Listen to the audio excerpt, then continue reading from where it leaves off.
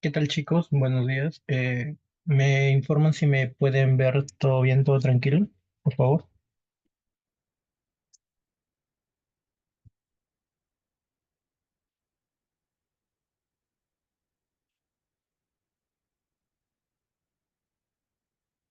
Ok, voy a suponer que sí pueden verme y me pueden escuchar todo bien, sin ningún problema. Entonces, ¿qué tal, chicos? Buenas noches. Yo soy Carlos Céspedes y antes les dicté como parte del curso de semiología acerca del dolor.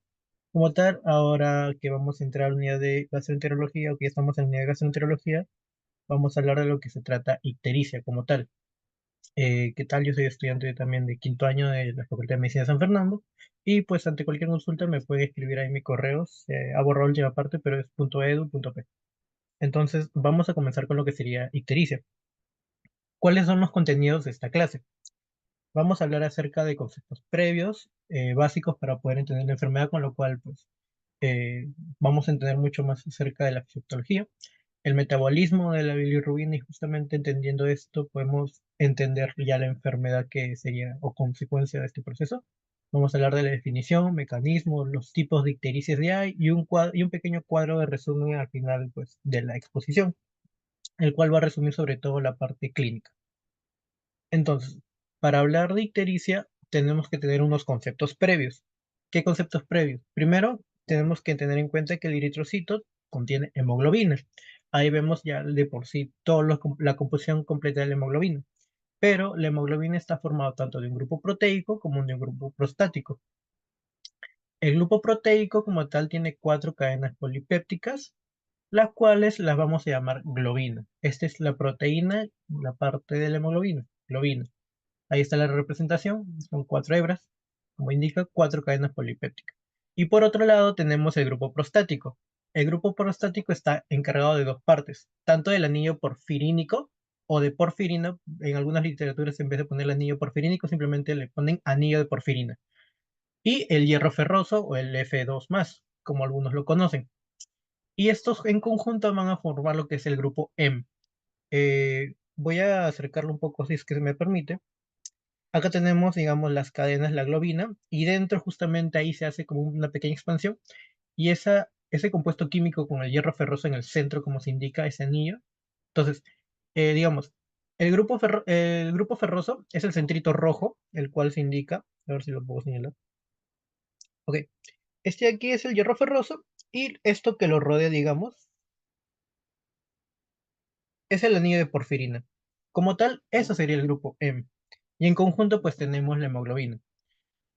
Ahora, la hemoglobina constantemente está circulando por nuestro, digamos, por nuestro organismo, irrigando y nutriendo y oxigenando, ¿no?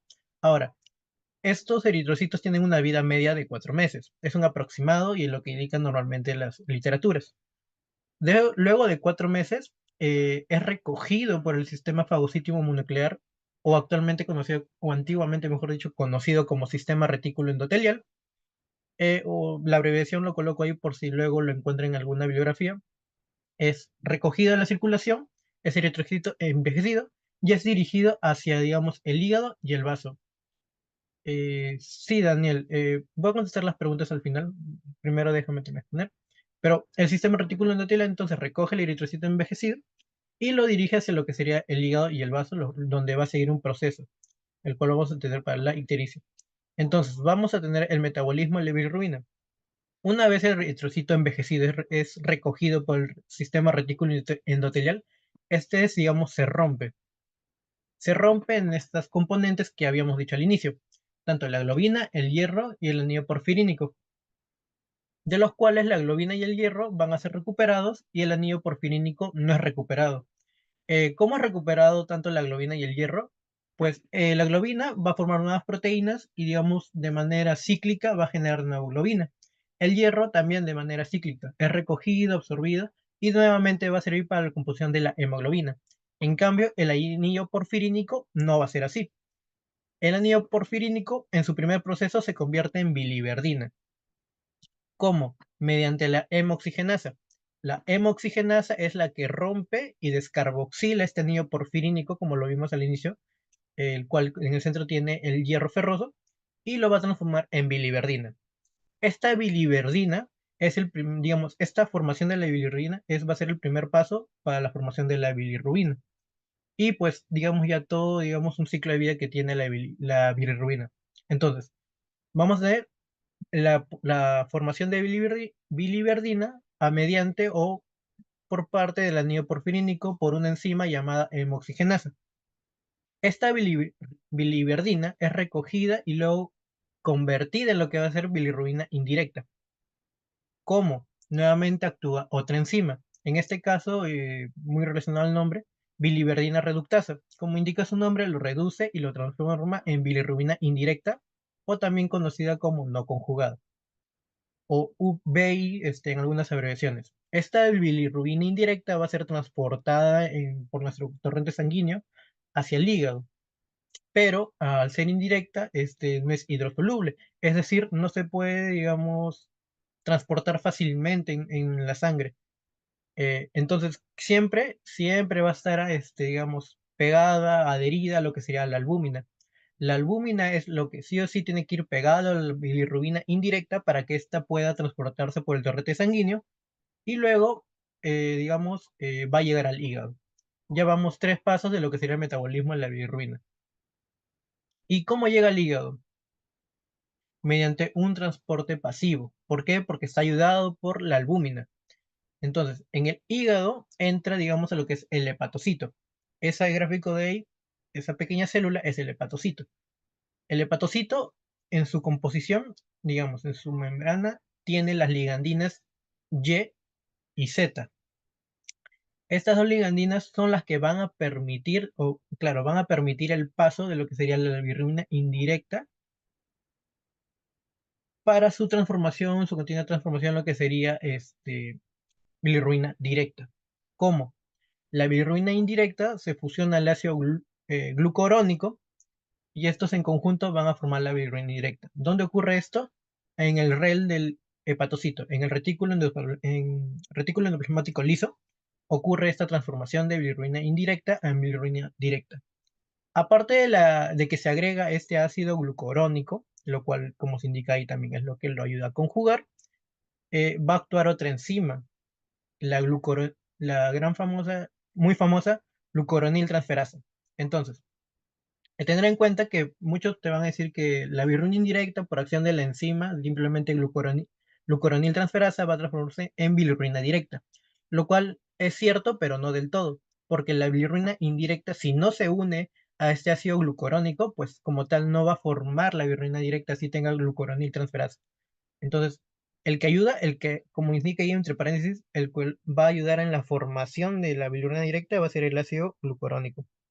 Esto es muy importante y no se les olvide porque a veces pues, doctores tienden a preguntar y muchos caemos en esto, al solo responderle encima.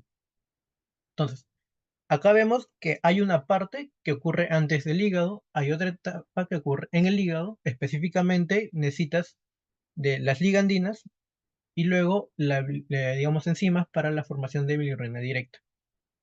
Luego de esto, va a pasar ya, digamos, a lo que sería nuestro sistema, o bueno, a lo que sería la vesícula biliar y todo el sistema biliar.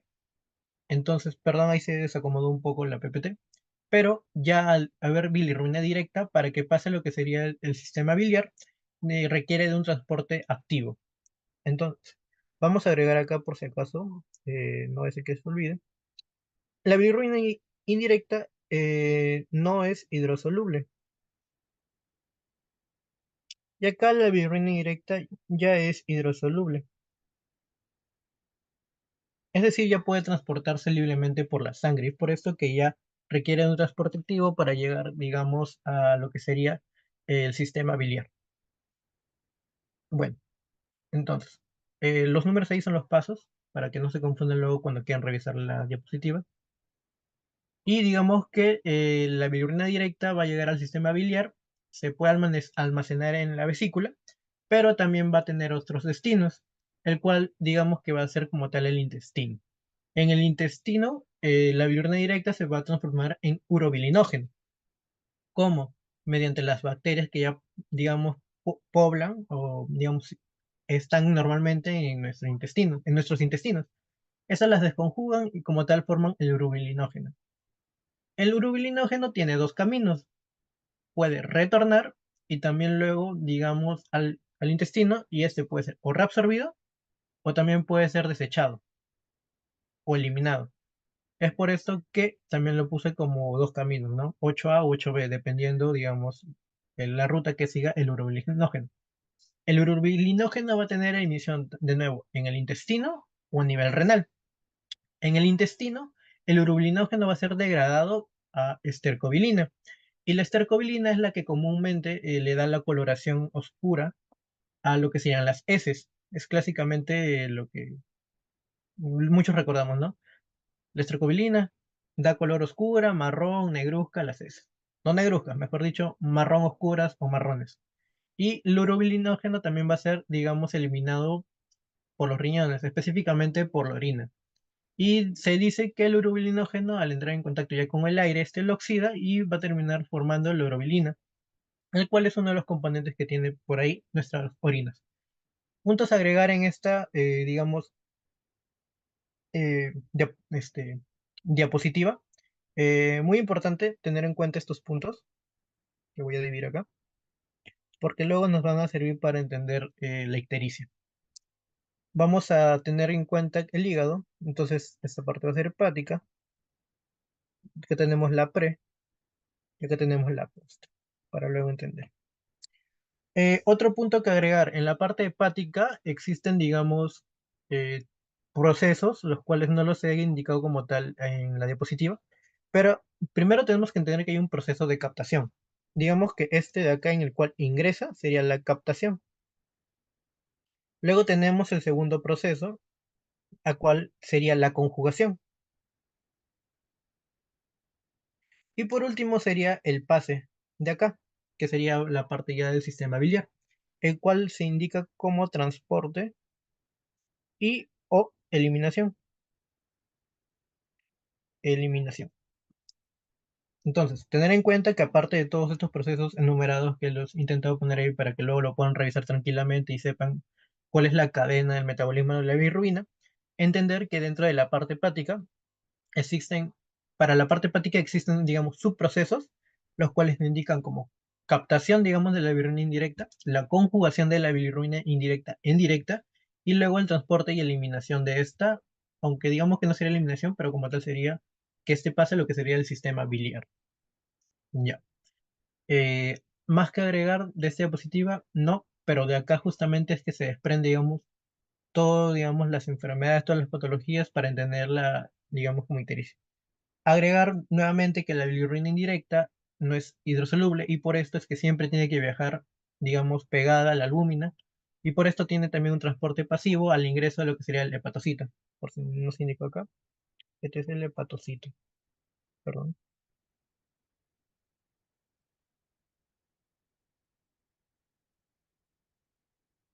hepatocito. En el hepatocito y luego se, digamos, la conjugación se da a este nivel, por si puedo entrar en otro color.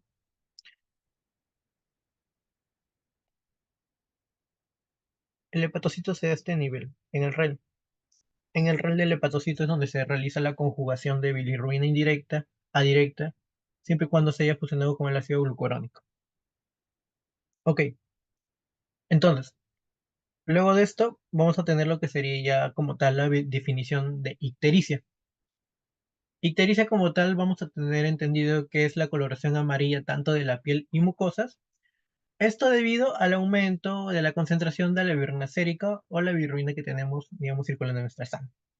Eh, Puntos a acotar luego, tenemos que tener en cuenta y se recomienda que para hacer el examen físico en un paciente ictérico, siempre se haga luz solar o luz ambiente o una luz algo clara, no de las amarillentas, que posiblemente puedan haber algunos lugares todavía porque esto puede alterar el examen físico. Eh, Más que agregar por esta parte, digamos, no por ahora. Ahora tenemos que también diferenciar la ictericia, pero un poco de manera laboratorial, porque también puede pasar esto. Si digamos la concentración normal va a ser hasta 1, por así decirlo, vamos a llegar a límites para que sea más fácil diferenciar. Si la concentración normal es 1, se indica que la hiperbilirrubina, hiperbilirubinemia subclínica es de 1 a 2. Y como tal, una hiperbilirrubinemia clínica es, digamos, mayor a 2. Entonces, ictericia como tal se diría en esta parte, en esta zona, en la hiperbilirrubinemia clínica. Y a la izquierda, antes de 2 digamos que sería una hiperbilurinemia subclínica, porque algunos llaman ictericia subclínica, lo cual no es correcto. La ictericia como tal la encontramos a partir de 2 a más. Antes de esto, no se llamaría al paciente que tuviera ictericia, solo como si tuviera una hiperbilirrubinemia. Y como indican los valores, en ese punto sería subclínico. Eh, Algo que agregar también aparte del laboratorio es preguntar al paciente. Ictericia es un tema muy bonito a nivel semiológico porque espero que les hayan contado en alguna parte de, digamos, también la unidad. Al nivel de gastroenterología, eh, el 80% de los diagnósticos vienen dados mediante una buena anamnesis. Entonces, para hacer un correcto diagnóstico, sobre todo en gastroenterología, hay que ser muy exquisito al nivel de la anamnesis, preguntarle correctamente antecedentes, cuándo apareció el dolor, cuándo apareció tal signo, síntoma, y con esto pues se va a desprender más fácilmente lo que sería un diagnóstico correcto. Entonces, es bueno aclarar que en el caso de ictericia, también hay o existen lo que se llaman pseudoictericias. Ictericias, los cuales clásicamente se dan en las personas que tienen hipercarotinemia. ¿Quiénes son personas que tienen hipercarotinemia? Comúnmente se indica que son las personas que comen mucha papaya. No sé si en algún momento a ustedes les habrá pasado, pero hay personas en las cuales que siempre comen papaya o diariamente comen papaya o un exceso de esta y tienden a, digamos, colorarse medias amarillentas, hasta un poco naranjas y piensan que tienen ictericia, pero no. Entonces, la pseudoictericia siempre va a ser, o casi siempre va a ser relacionada con lo que sería hipercarotinemia.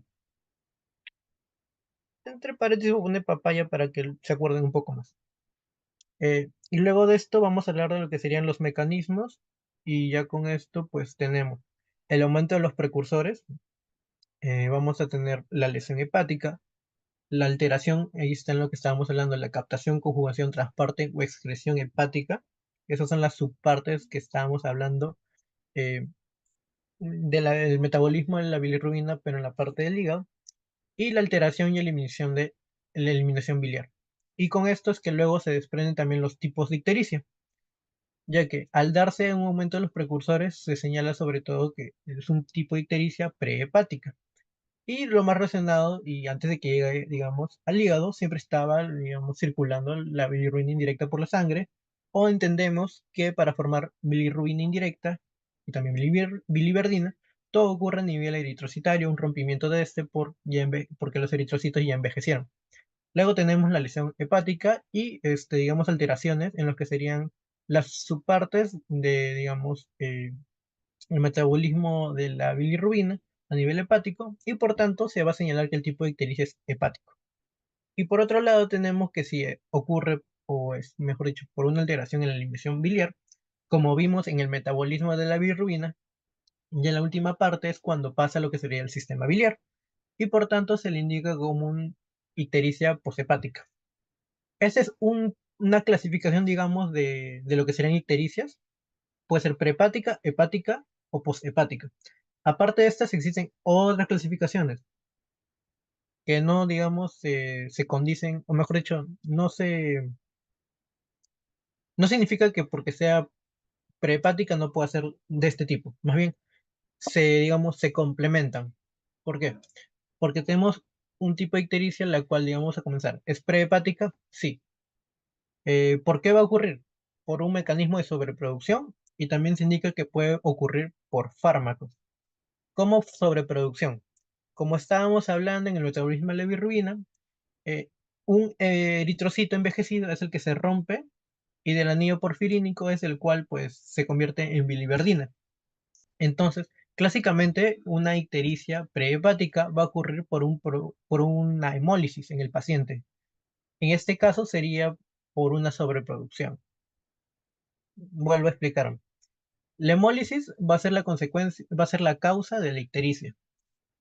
Pero, ¿qué es lo que va a causar la hemólisis? Va a causar una sobreproducción de, digamos, componentes. Es decir, va a aumentar la biliverdina.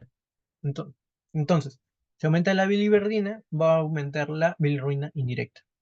Esa sería una forma, ¿no? Entendiendo que la hemólisis es la rotura del eritrocito y la liberación de su contenido. Ahora, también existen este tipo de hemólisis. Existe la hemólisis intravascular y la hemólisis extravascular.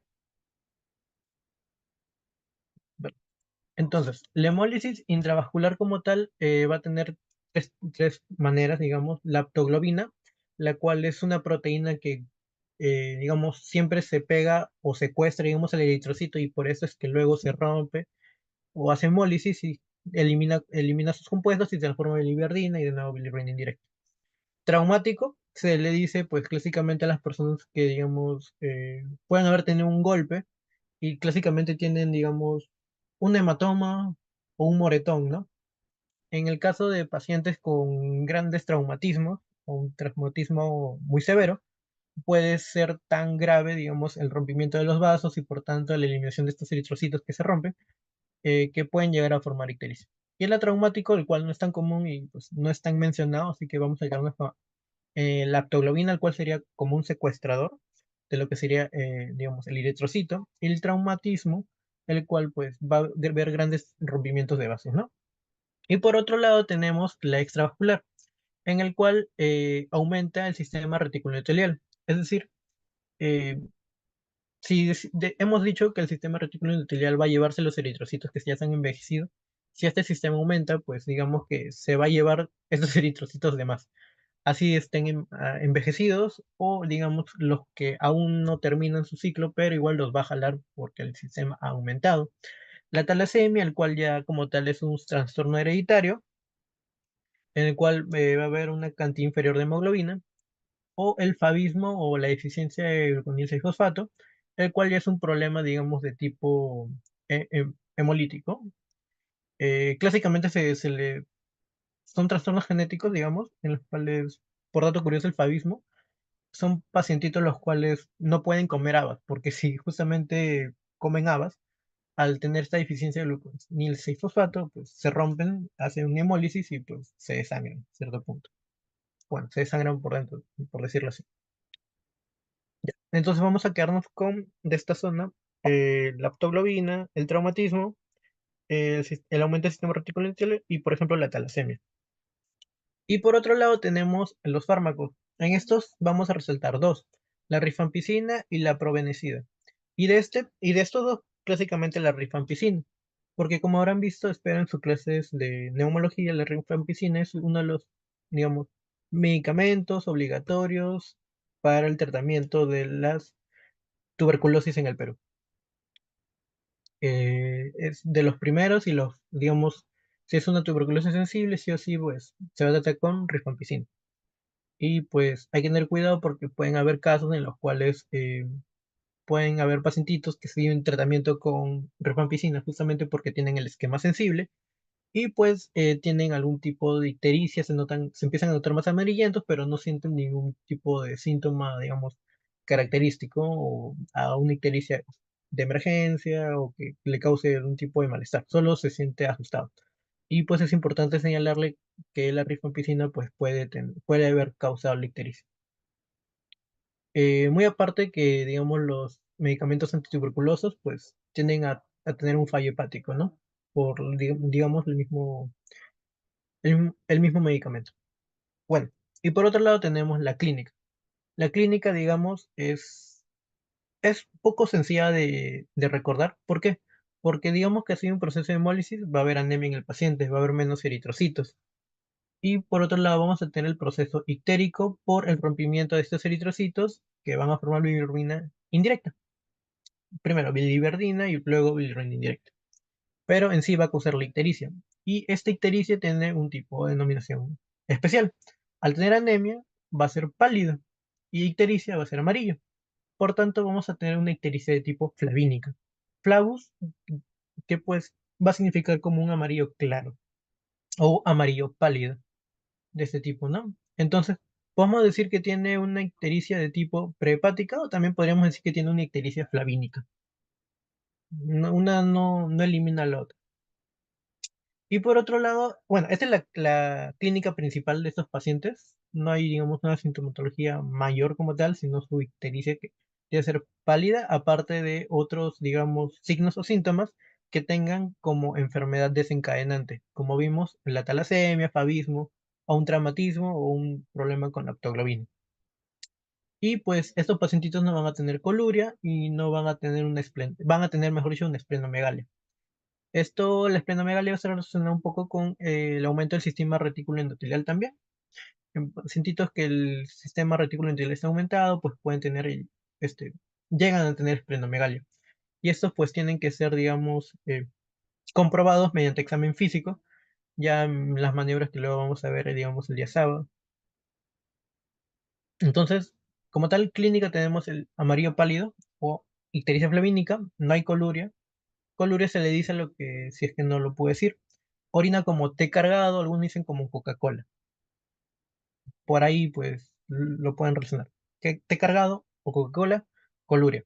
No hay ese té cargado o, digamos, coluria. El paciente no indica que tenga algún problema en su defecación, orina tranquilo. Digamos que solo lo único que le preocupa es que se nota más amarillento. Y es un amarillo característico, es amarillo pálido. Esplenomegalia, el paciente no va a venir diciendo que tiene eso, ya nosotros pues vamos a poder examinarlo ya luego. Por otra parte, tenemos la ictericia que sería la hepática. La hepática, digamos, es de las más comunes que también hay, junto con la posthepática, adelantándome ya. Pero en este caso, pues, digamos que va a haber una misma cantidad de precursores, o sea, no va a haber un aumento como hubo, digamos, en la prehepática, el cual había una hemólisis, pero va a haber una poca capacidad para metabolizarlos. Es decir, ya van a fallar esos procesos que estábamos hablando en la parte hepática, de captación, conjugación, excreción y transporte, ¿no? Entonces, van a haber cuatro tipos, digamos, que causen esta ictericia hepática. Va a haber por una enfermedad hepatocelular, por una alteración en la captación, por una alteración en la conjugación o una alteración en la excreción, como vimos al inicio. Esos son los mecanismos. Entonces, eh, ¿cómo puede haber una enfermedad hepatocelular como tal? Pueden ser por infecciones, neoplasias, una enfermedad metabólica o hereditaria. En infecciones en el Perú pues tenemos lo que sería la hepatitis, ya sea A, B o C. También se le asocia un poco con el adenovirus por ahí, también si lo quieren luego investigar. Perdón,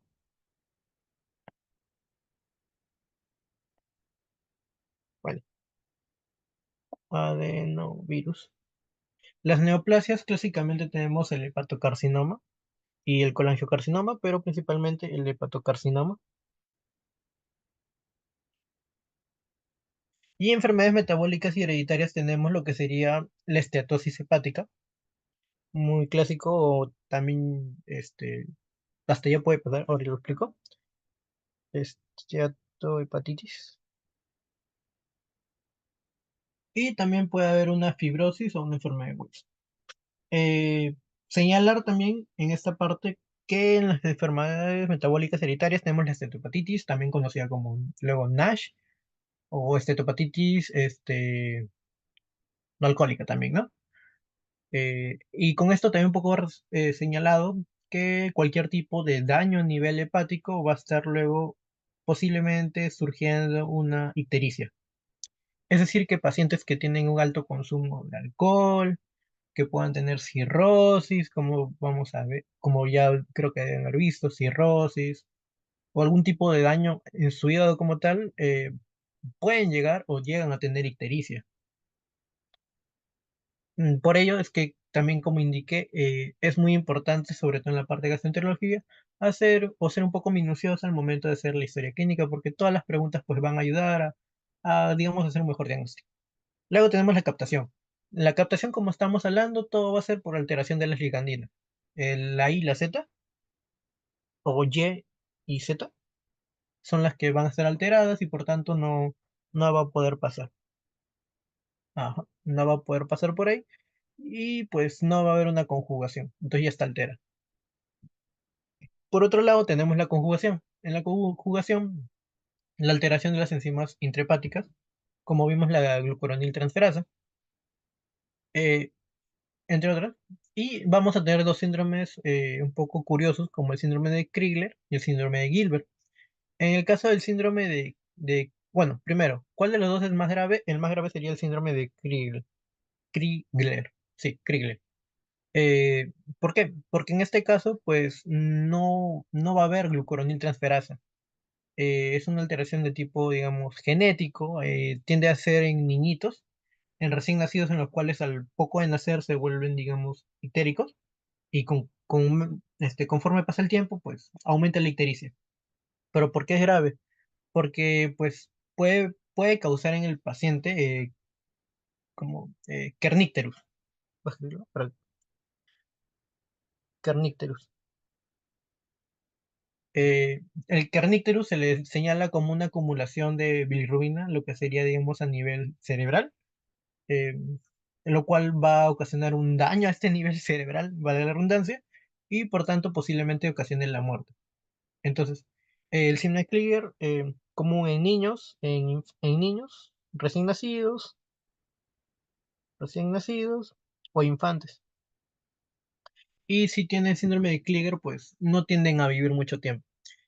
Y por otro lado tenemos el síndrome de Gilbert, en el cual no hay una ausencia como tal del gen de glucuronil transferasa, sino va a haber una alteración justamente de su síntesis. Y como va a haber una alteración, no significa que no pueda, digamos, procesar, ¿cómo se decirlo? Como va a haber una alteración en el procesamiento, va como a veces botar correctamente el bilirrubina directa y a veces no va a poder botar bilirrubina directa. Es como una máquina al azar, no siempre va a funcionar bien. Pero indican que pues no tiende a ser tan brusco como el síndrome de Krigler y puede llegar a ser inofensivo y el paciente pues con un correcto tratamiento pues puede vivir tranquilamente. También puede darse, digamos, en niños en los cuales de manera casual notan que tiene la enfermedad, pero como indiqué, pues no va a llegar a kernicterus como el síndrome de Krieger y no va a causar la muerte del paciente, ya que es una alteración en la síntesis. Es como una máquina al azar, puede salir bien, puede salir mal, y al azar. Uno bien, uno mal, uno bien, uno bien, uno mal, así, consecuentemente. En diferencia del síndrome de Krieger, el cual, digamos, no haber glucuroniltransferasa, no va a poder procesar la bilirrubina, no se va a poder conjugar, va a haber un aumento a nivel de la irrigación sanguínea, va a llegar a lo que sea el cerebro, va a causar lo que justamente notado como kernicterus y pues va a causar el fallecimiento del paciente. Y por último tenemos lo que sería el problema en la excreción, justamente, en lo cual tenemos la alteración en el transporte patobiliar o el síndrome de Dubin-Johnson, el cual también es un trastorno genético, en lo cual el paciente pues desgraciadamente recibe el gen malo de ambos padres y pues le ocasiona este pequeño problema, ¿no? Bueno, y en la clínica tenemos la ictericia rubínica y la ictericia melánica. La ictericia rubínica, rubí, rojizo, por ahí va, y melánica o melanoma o melanina, oscuro, ¿no?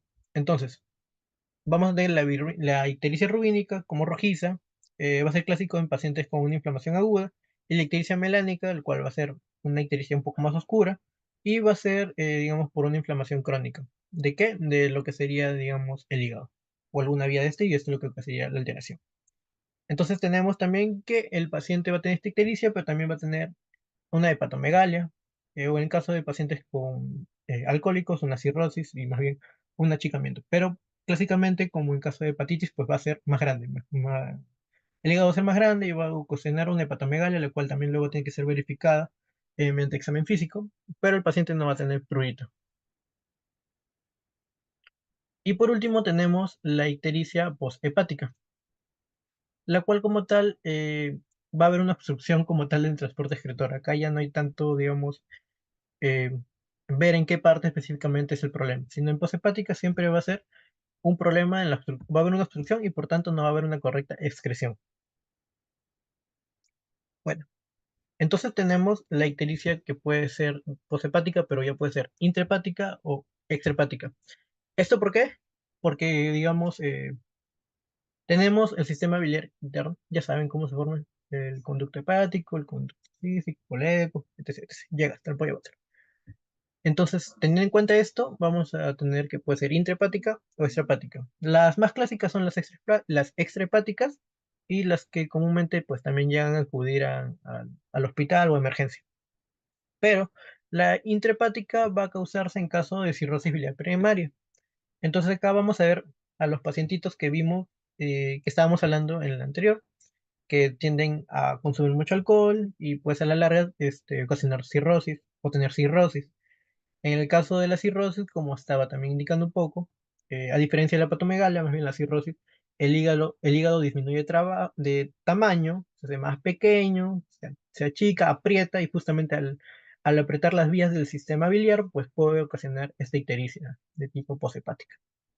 Y por otro lado tenemos la colangitis esclerosante, la cual espero que se observe un poco mejor ahí, ampliándolo, pero digamos que son producto de un continuo daño. Es un Es un continuo daño y reparación. Continuo daño y reparación de justamente los conductos biliares y al haber un continuo daño, inflamación y reparación, es que estos se inflaman y ya y por tener, digamos, tantas cicatrices, se estrechan o llegan a bloquearse. Y esto es lo que también va a ocasionar esta ictericia. Luego tenemos la extrahepática, la obstrucción biliar litiásica y la obstrucción biliar alitiásica. Y lito, teniendo en cuenta que lito significa piedra. Entonces, litiásica por una piedra y acá no piedra. Así sería un poco más fácil, creo que de entender. Entonces, eh, en la obstrucción biliar litiásica tenemos que tener en cuenta, digamos, eh, algunos conceptos que posiblemente puedan haber escuchado y voy a intentar explicarlos un poco lento y espero que se me entienda también. Vamos a tener primero la colelitiasis. Colelitiasis. Vamos a tener lo que sería la coledocolitiasis. Vamos a tener la colecistitis y la colangitis. A ver, la colelitiasis, como tal, lo único que señala esa denominación es que hay litos en la vesícula biliar. Es lo que podemos observar aquí. La colelitiasis simplemente indica que hay litios en la vesícula biliar. La coledocolitiasis indican, como su nombre indica, que hay litios en el colédoco. La colecistitis, como tal, indica que hay una inflamación en lo que sería la vesícula biliar. O sea, la colecistitis de nuevo también indica un daño, pero en la vesícula biliar. Y por otro lado, la colangitis son daños ya digamos, en los conductos biliares, o sea, ya está fuera de la vesícula biliar. Entonces, teniendo en cuenta estos dos que voy a marcar de verde, son fuera de la vesícula biliar y los otros señalados con flechitas son a nivel de la vesícula biliar. Nuevo, colelitiasis, litos en la vesícula biliar, colecistitis, inflamación de la vesícula biliar, coledocolitiasis va a ser litos a nivel del colédoco y la colangitis va a ser, digamos, una inflamación de la vía biliar o del conducto biliar. No específicamente a nivel colédoco, sino que al haber una piedra, posiblemente a nivel colédoco, y va a haber, digamos, mucha, digamos, bilis, eh, esta se va, digamos, a acumular y va a causar una inflamación y en el paciente va a haber colangitis. Dato curioso, en el caso digamos, colecistitis, colangitis, en el paciente puede haber fiebre. También es algo que es más característico, ¿no? Ah, y otra cosa también señalar es que hay un signo que no es muy conocido, o bueno, yo no lo había escuchado hasta hace poco, el cual es el signo de Courvoisier-Terrier. Ah, déjenme anoto acá. Ok, no borro.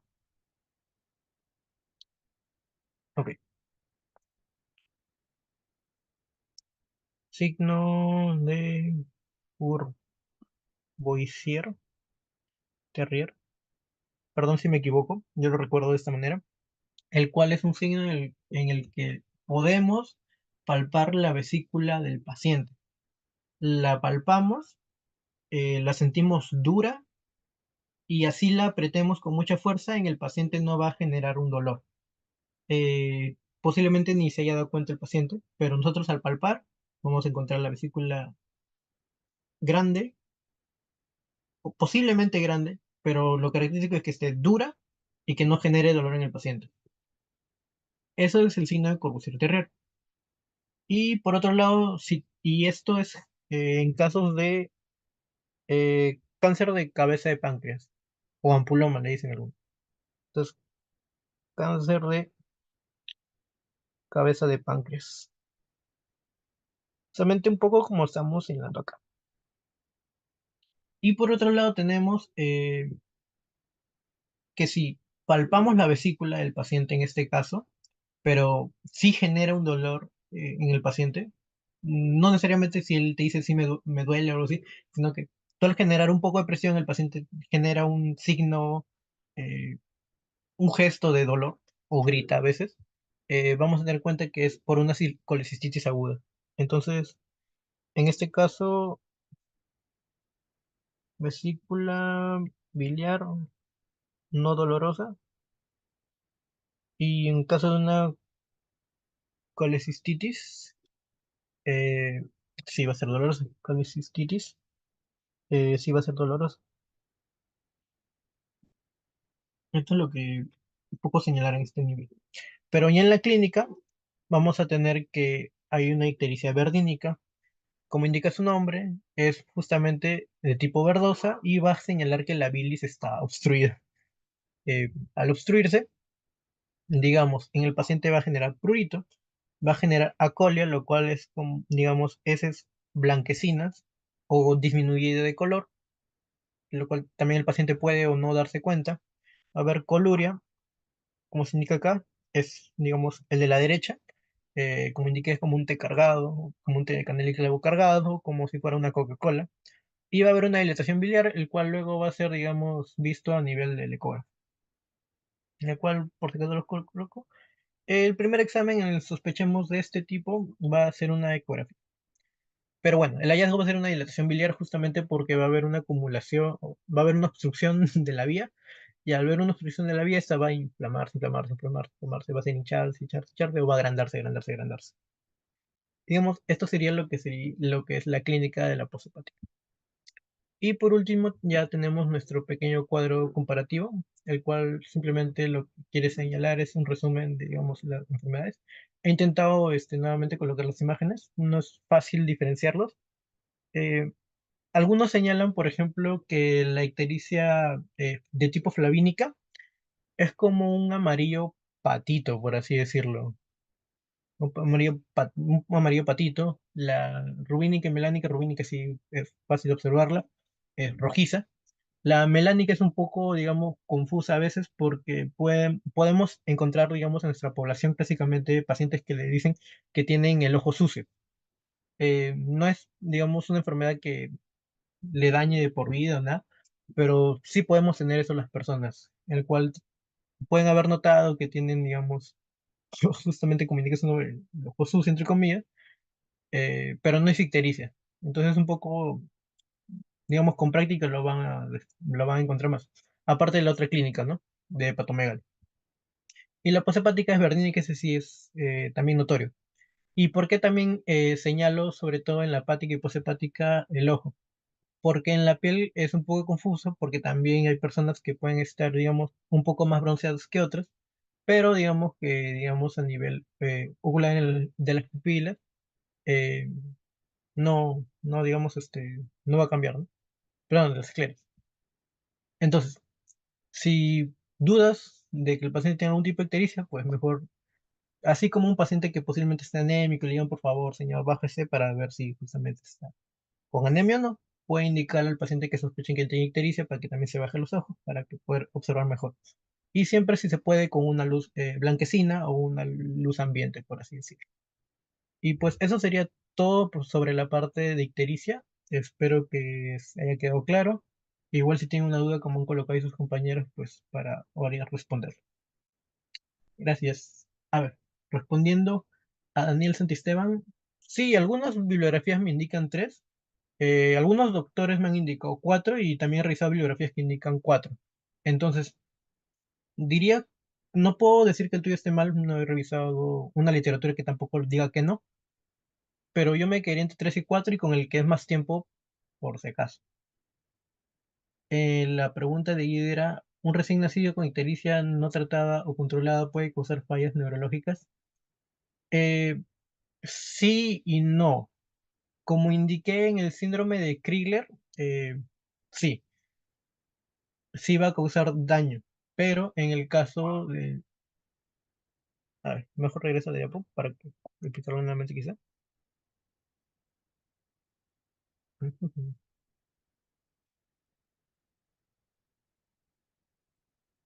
A ver,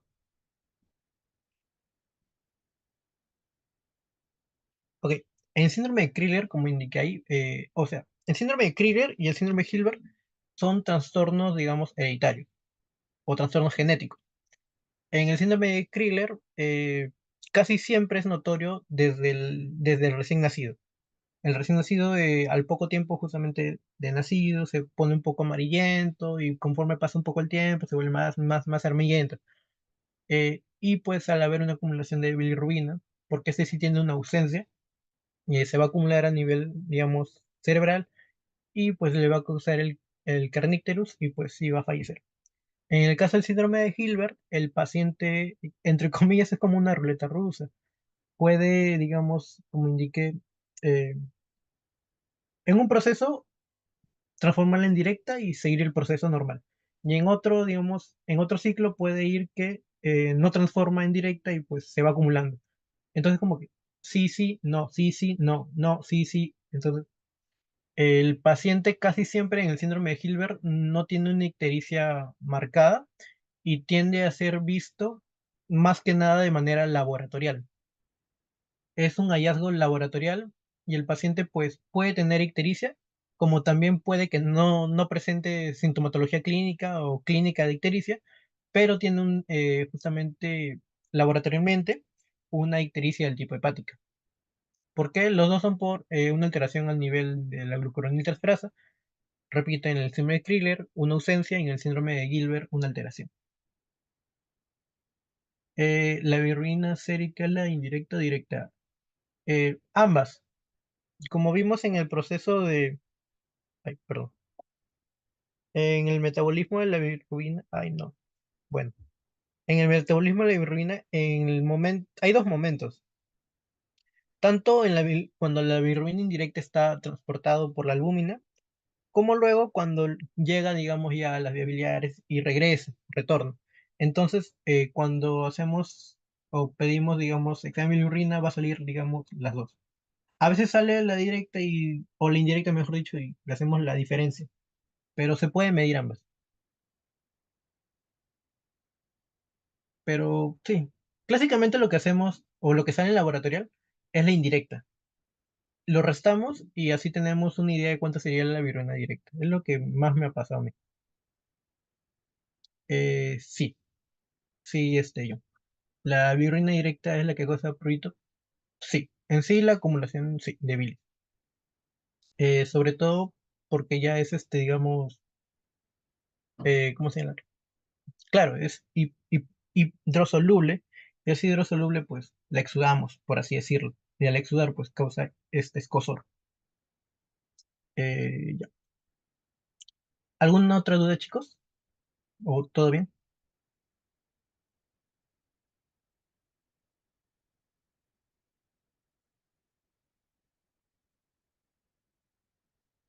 Exacto, Gustavo. Se pide dosaje de bilirruina y cuando te sale, clásicamente te sale bilirruina indirecta. Lo que hacemos es de la bilirruina total, restamos la indirecta y así conseguimos la directa. Tener en cuenta que para la ictericia, está acá. Para la ictericia solo necesitamos como tal la bilirrubina total. No señalan específicamente si tiene que ser directa o indirecta.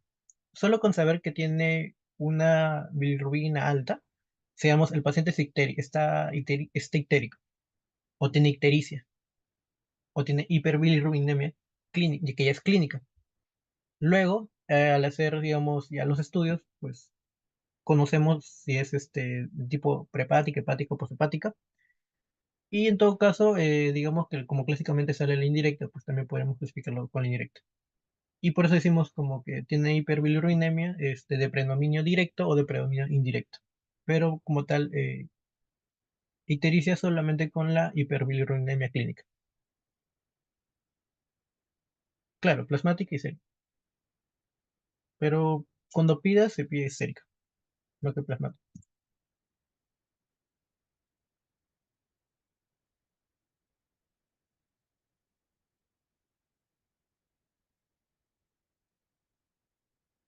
Ya. Entonces, eso sería todo por mi exposición, chicos. Espero que les ayude. Igual cualquier duda, pues me pueden escribir